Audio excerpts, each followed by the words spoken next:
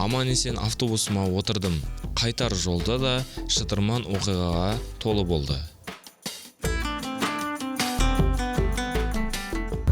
Жергілікті адамдармен жүрсең, осы жергілікті халықтың қандай проблемалары бар, қандай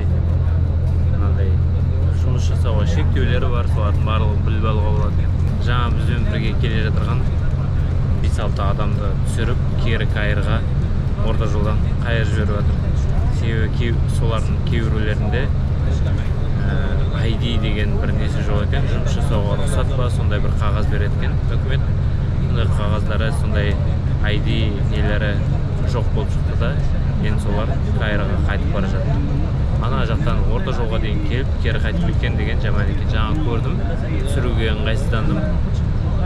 Полицейскілер қуып отыр да, жолдың ар жағына шығарып, машинаға отырып ары қарай басындар деген сияқты. Сондай проблемалар бар екен. Соның барлығын осылай жергілікті халықпен бірге солардың автобусында жүргенде ғана біледі екенсің.